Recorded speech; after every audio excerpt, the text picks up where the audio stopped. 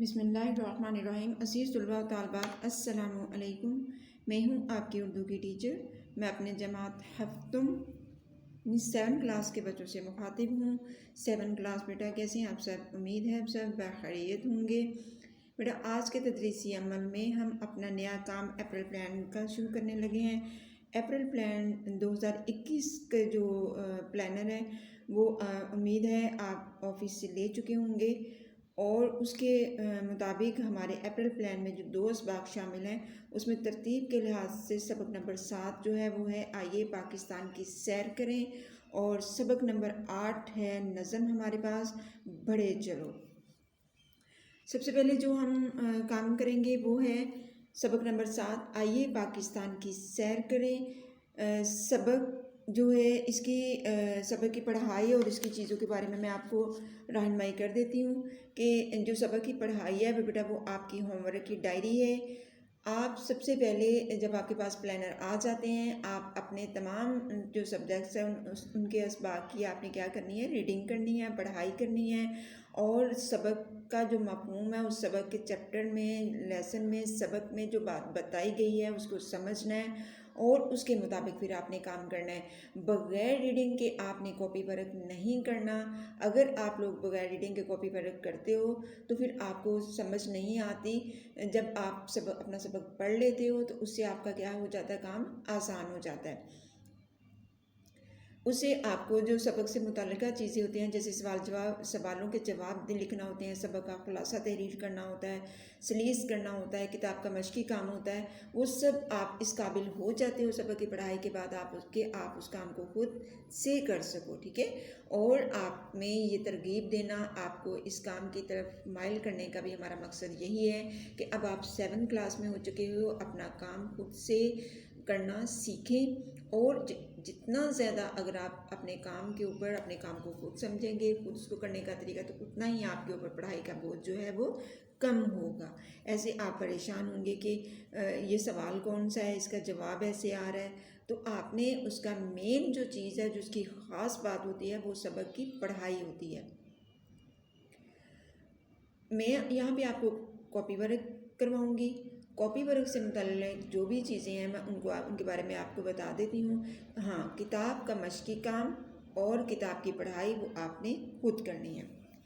आइए देखते हैं किताब का जो बेटा काम है वो आपने कैसे शुरू करना है। आपने सबसे पहले अप्रैल प्लान 2021 7 क्लास बेटा, इससे पहले एक और ज़रूरी चीज़ जो आपने नोट करनी है वो ये है कि उससे पहले आपने चेक करना है अपनी कॉपीज़ के ऊपर कि आपका मार्च प्लान का सारा काम मुकम्मल हो चुका है।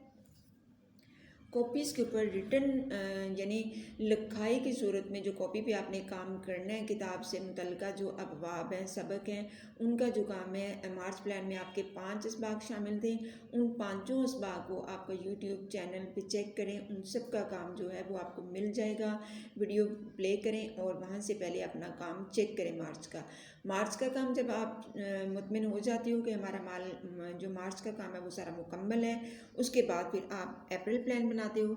सबसे पहले आपने क्या करना है, अप्रैल प्लान 2021 बनाना है, और फिर उसके बाद नेक्स्ट पेज पे आपने स्टार्ट करना है सबक नंबर 7 आइए पाकिस्तान की सैर करें, यहाँ से। ठीक है, ये जनरल चीज़ें, यहाँ से आपने सबक नंबर 7 आइए पाकिस्तान की सैर करें।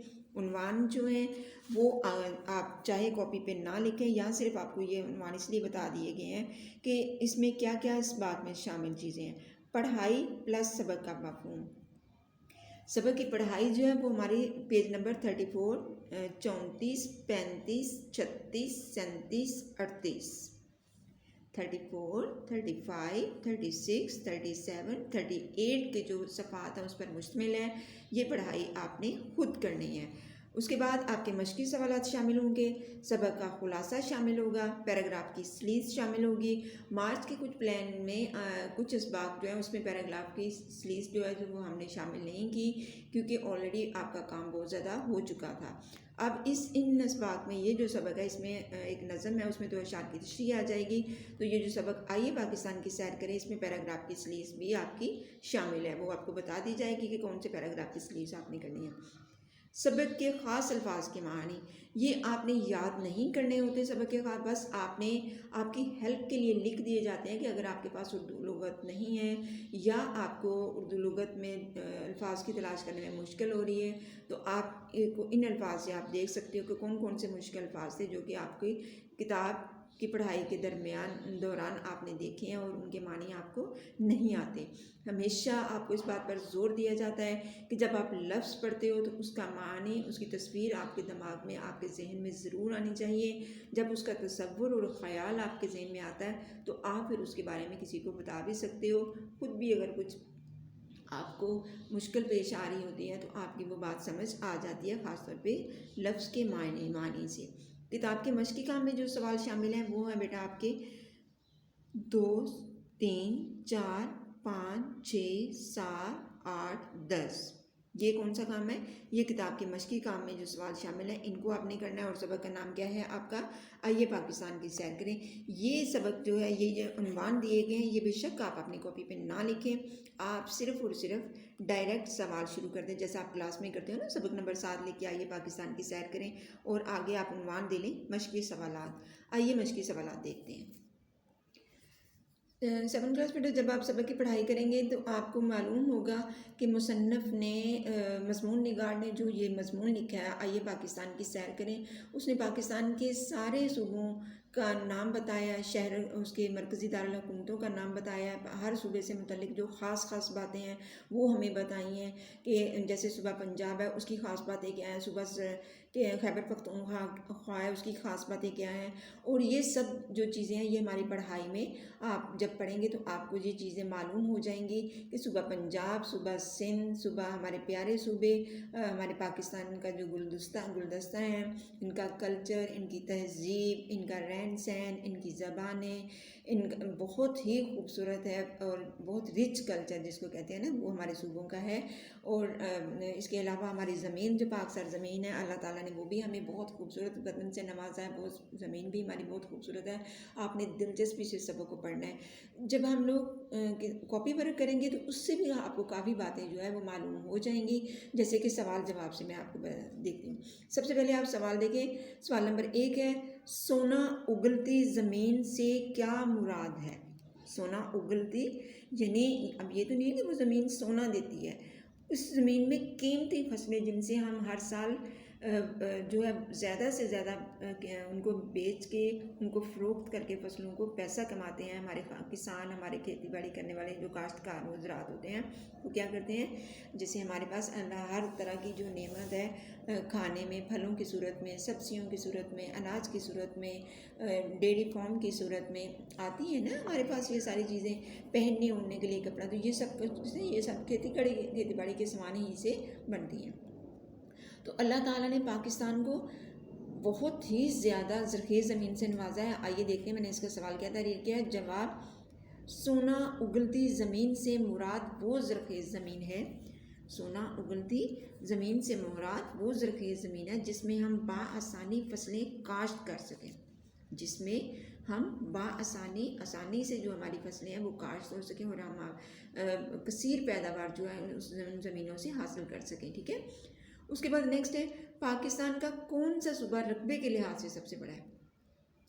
बेटा रकबा होता है एरिया, यानी रकबा ज़मीन जिसके पास जैसे होती है ना जगह हम मुतय्यन करते हैं कि ये हमारा घर 5 मरले का है, 10 मरले का है, किनाल का है, 4 किनाल का है, तो ये हम उसके मेजरमेंट क्या कर रहे होते हैं, रकबे की मेजरमेंट कर रहे होते हैं कि हमारे पास तो जितना ज़्यादा जो एरिया बड़ा होता जाएगा उतनी ही जगह वो खुली होती जाएगी। तो जो ज़मीन का जो हिस्सा है वो सबसे ज़्यादा किसके पास है? तो जवाब है सूबा बलूचिस्तान रकबे के लिहाज से सबसे बड़ा सूबा है। ये जनरल नॉलेज का भी क्वेश्चन है कि पाकिस्तान का रकबे के लिहाज से सबसे बड़ा सूबा कौन सा है? सूबा बलूचिस्तान, हमारा प्यारा सूबा बलूचिस्तान जो हमारे बलोच भाइयों की सरजमीन है, बलोची वहाँ पे बोली जाती है। और ये एक इसमें बहुत ज़्यादा तारीख़ी जगह भी हैं, मादनियात के ज़खायर, सुई गैस ख़ास तौर पे जो कुदरती गैस है ना, वो आगे आएगा सवाल, उसके मुताल्लिक़ भी आप पढ़ेंगे, वो भी हमारे इसी सूबे से सबसे पहले निकली थी। और मेहरगढ़ का जो शहर है दुनिया की कदीम तरीन तहज़ीबों का जो मरकज़ रहा है तो वो भी बलूचिस्तान में ही जो है दरियाफ्त हुआ था। उसके बाद नंबर 3 पे आते हैं, कुदरती गैस को सुई गैस का नाम क्यों दिया गया? जी बेटा, सवाल जवाब जो है मश्की सवालात, उसमें जो सवाल मैंने आपके लिए तहरीर किए हैं उनमें से नंबर 1 पे सवाल है, सोना उगलती ज़मीन से क्या मुराद है? सोना उगलती ज़मीन यानी ये नहीं कि वो ज़मीन सोना देती है, बल्कि उसके मुतबादिल में ये ज़मीन, ज़रख़ेज़ ज़मीन के मुतबादिल में ये लफ्ज़ आया। जैसे नीचे जवाब देखें, सोना उगलती ज़मीन से मुराद वो ज़रख़ेज़ ज़मीन है जिसमें हम बआसानी फसलें काश्त कर सकें। हमारे किसान भाई जो हैं, हमारे काश्तकार भाई जो हैं, वो जितनी भी चीज़ें हमारे खाने पीने की होती हैं, जो अनाज में शामिल है, गल्ले सब्जियों में शामिल है, फलों में शामिल है, इसके अलावा डेयरी फार्म की जो चीज़ें होती हैं, ये सारी की सारी क्या है, ये हम कहाँ से हासिल करते हैं? ज़मीन से ही। जैसे बेटे, अगर हम जानवर पाले हुए हैं तो उनके लिए चारा भी तो हमें ज़मीन से चाहिए। अगर वो इसी तरह अपना चारा खुराक खाएंगे तो ही वो दूध देंगे और उससे हम दही, मक्खन, इस तरह की खाने पीने की जो चीज़ें हासिल कर सकेंगे। इसके अलावा जो पोल्ट्री फार्म, जैसे मुर्गियों गोश्त होता है, गोश्त के लिए जो हमारे ये मुर्गियाँ जो होती हैं पालते हैं हम लोग, ये परिंदे जो ज़िबा करने के लिए, ठीक है, घरों में आप चिकन खाते हो ना शौक से, तो ये भी इनके लिए, अनाज के लिए, यानी हर किस्म की जो मखलूक है, ये जिसको हवा पानी और खुराक की ज़रूरत होती है, वो कहाँ से हम हासिल करते हैं? ज़मीन से ही हासिल करते हैं। उसके बाद और ये अल्लाह ताला ने, शुक्र अल्हम्दुलिल्लाह कि अल्लाह ताला ने हमें बहुत ज़रख़ेज़ ज़मीन से नवाजा है कि हमारा काश्तकार कसीर मिकदार में, कसीर जो फसलें यहाँ पे वो काश्त करता है और फिर हमारे मुल्क की ज़रूरियात जो है खाने पीने की वो पूरी होती हैं। पाकिस्तान का कौन सा सूबा रकबे के लिहाज से सबसे बड़ा है? रकबे से मुराद होता है जिसकी ज़मीन ज़्यादा हो। तो ये आपका एक मालूमाती सवाल भी है कि पाकिस्तान का सूबा बलूचिस्तान रकबे के लिहाज से सबसे बड़ा सूबा है। सूबा बलूचिस्तान जो है, हमारे बलोच भाइयों की सरजमीन, जहाँ पे बलोची बोली जाती है। बहुत तहज़ीब और तमद्दन के लिहाज से खूबसूरत ये सूबा है। बहुत अच्छी और खूबसूरत तहज़ीब है इस सूबे की।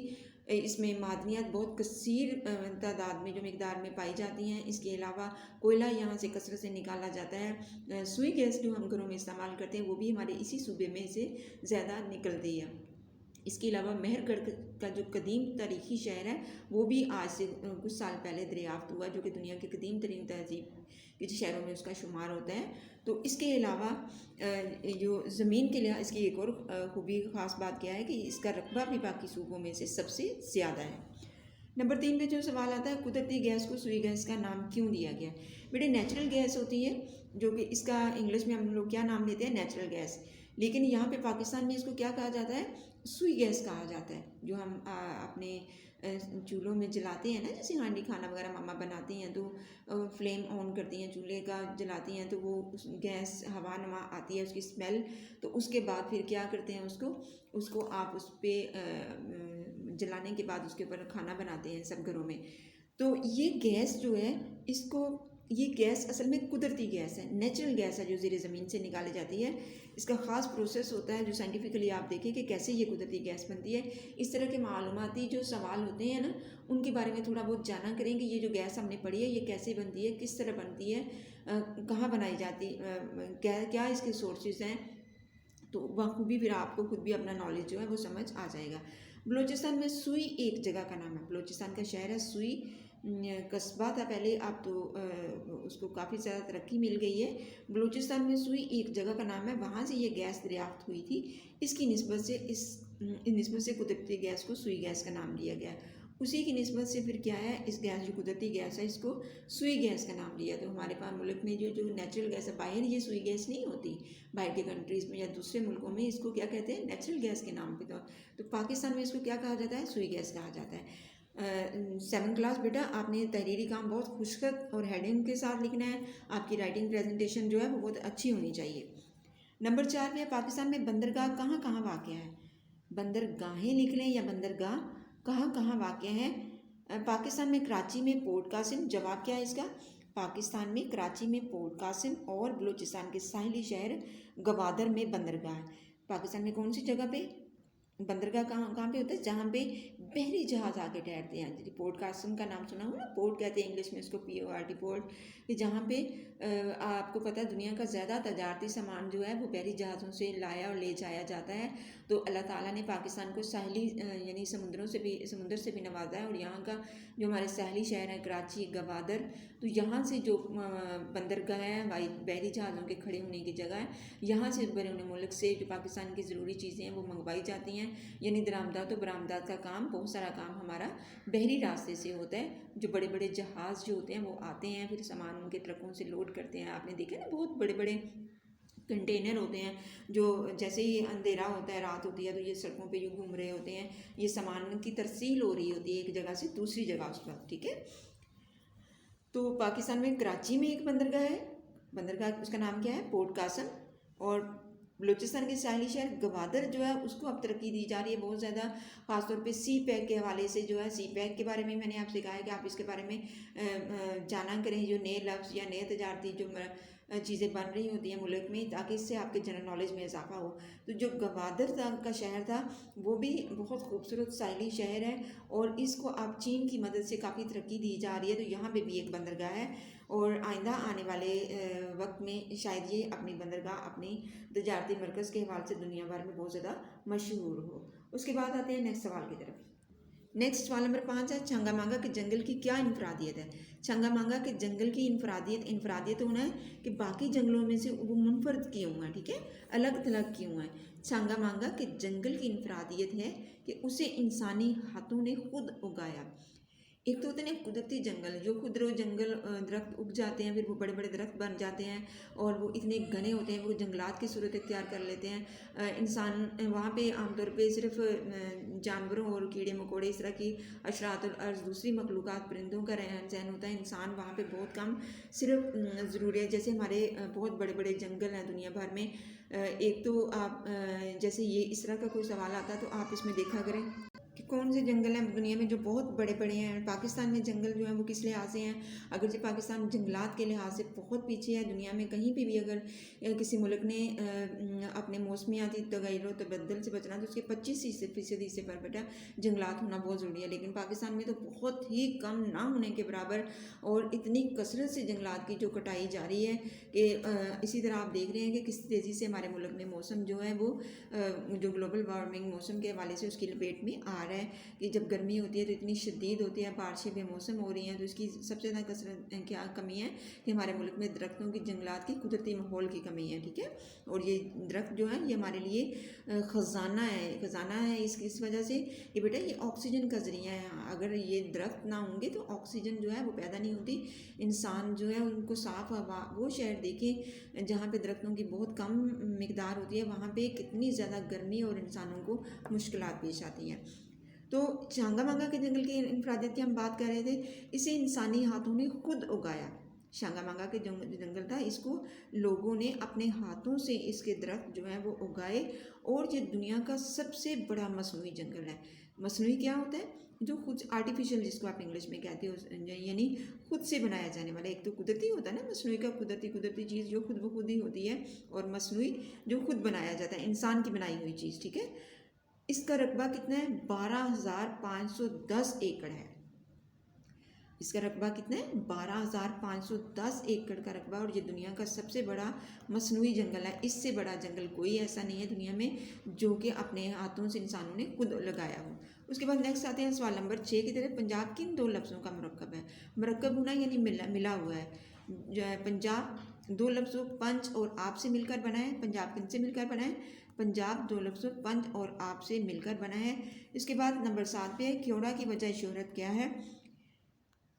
ये तो सिंपल सा सवाल है बेटा, इसको पहले भी आप कई दफ़ा कर चुके हैं। ख्योड़ा की वजह शोहरत क्या है, आप ख्योड़ा भी जो है इसके बारे में आप सुन चुके हैं। ख्योड़ा की वजह शोहरत वहाँ पर पाई जाने वाली दुनिया की दूसरी बड़ी नमक की कान है।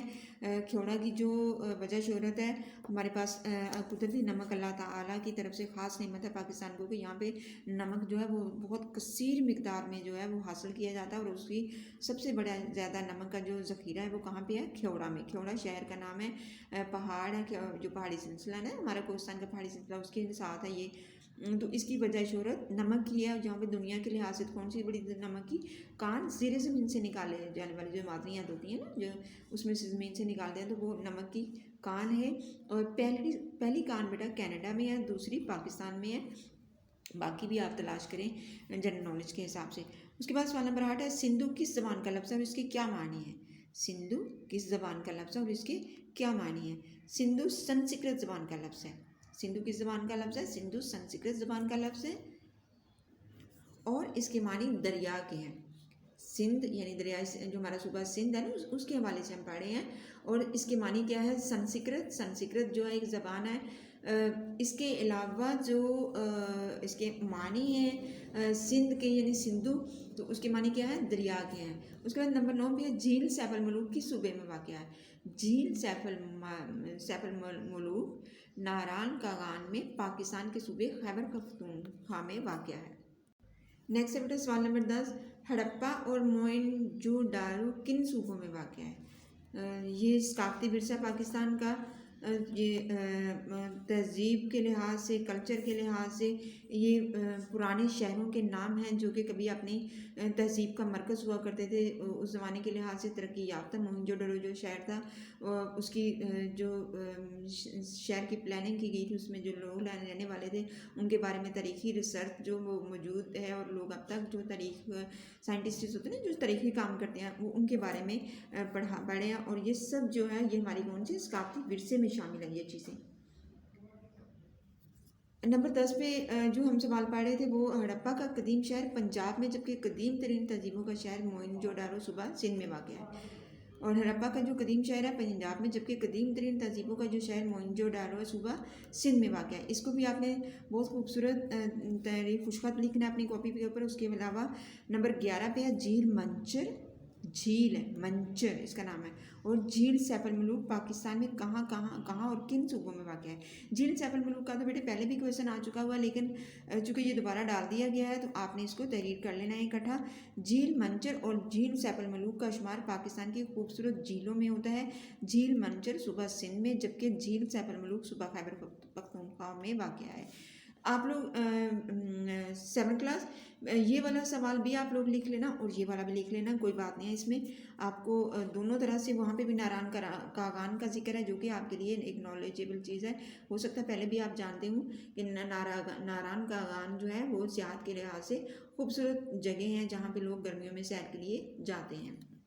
लेकिन इंतहाई जो रास्ते हैं, मुश्किल तरीन रास्ते हैं, वहाँ कोई ख़ास तौर पे वहाँ पे सड़क वगैरह कोई ऐसी नहीं बनाई गई। लेकिन वहाँ की जो झील है वो बहुत ही ज़्यादा खूबसूरत झील है ये, जो कि दुनिया भर में अपनी खूबसूरती के लिहाज से शोहरत रखती है। ये 7th क्लास बेटा आज का आपका तदरीसी अमल, आज के आपके काम में हमने अप्रैल प्लान का जो सबक है उसके बारे में मैंने आपको बताया, और जो काम आपने कॉपी पे करना है उसके बारे में बताया है।